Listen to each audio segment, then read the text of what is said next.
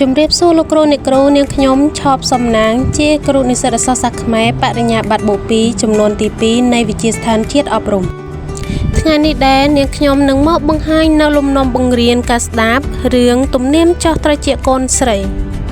ដោយប្រើវិធីសាស្ត្របង្រៀនតាមបែបដោះស្រាយបញ្ហា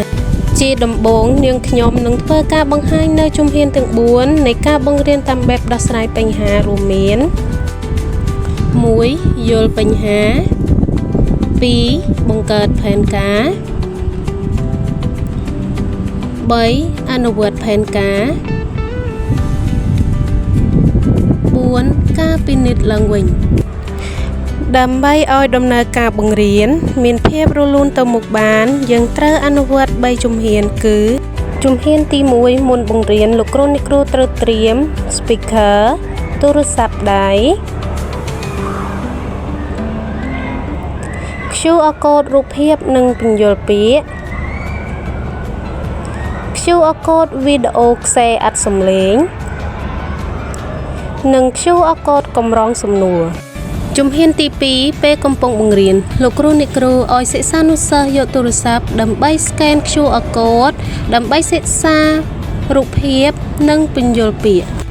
ដោយលោកគ្រូអ្នកគ្រូគ្រាន់តែសួរបន្ថែមទៅលើរូបភាពនិងពាក្យកន្លឹះនោះតែប៉ុណ្ណោះ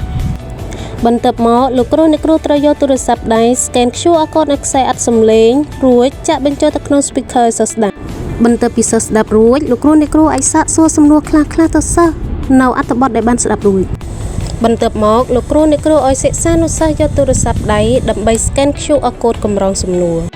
ដើម្បីបែងចែកក្រុមពិភាក្សារកចម្លើយឆ្លើយតបទៅនឹងសំណួរទាំងនោះដោយលោកគ្រូអ្នកគ្រូគ្រាន់តែជាអ្នកសម្របសម្រួលទៅតាមក្រុមនីមួយៗរួចលោកគ្រូអ្នកគ្រូឲ្យសិស្សានុសិស្សឡើងធ្វើបទបង្ហាញហើយលោកគ្រូអ្នកគ្រូ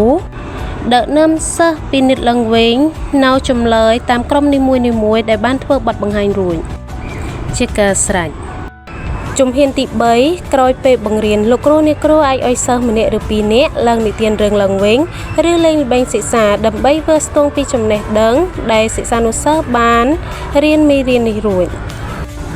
វីដេអូលំនាំបង្រៀនការស្ដាប់រឿងទំនៀមចាស់ត្រជាកូនស្រីដោយប្រើវិធីសាស្ត្របង្រៀនតាមបែបដោះស្រាយបញ្ហានាងខ្ញុំសូមបញ្ចប់ត្រឹមនេះសូមអរគុណ